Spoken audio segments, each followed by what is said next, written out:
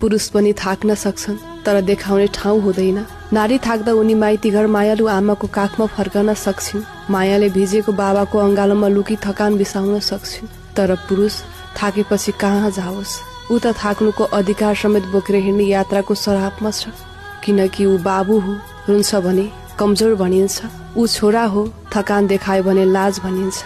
ऊ पति हो कसैको, पसिना नझारेसम्म उसको प्रेम देखिँदैन। ऊ दाजु हो, चुपचाप जिम्मेवारी बोक्नु पर्ने हुन्छ। ऊ श्रमिक हो, रोजगारी गुमायो भने उसको अस्तित्व नै मेटिन्छ। पुरुषको थकान देख्ने आँखा समाजसँग छैन, किनकि उसले आफूलाई शक्तिशाली साबित गर्नुपर्ने दबाव छ र उसले कहिले म थाके भन्न पाउँदैन। ऊ निरन्तर हिँडिरहन्छ, कहिले बाबाको आशा बोकेर, कहिले सन्तानको भविष्य बोकेर, कहिले पत्नीको मुस्कानका लागि त कहिले समाजको चाकरीमा आफू गुमाएर।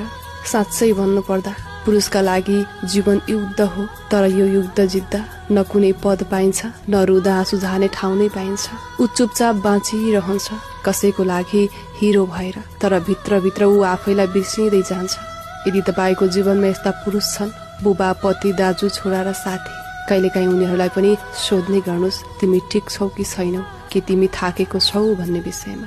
सिर्फ एउटा प्रेमिल शब्दले पनि एक युद्धरत आत्मालाई बाँच्ने हिम्मत दिन सक्छ।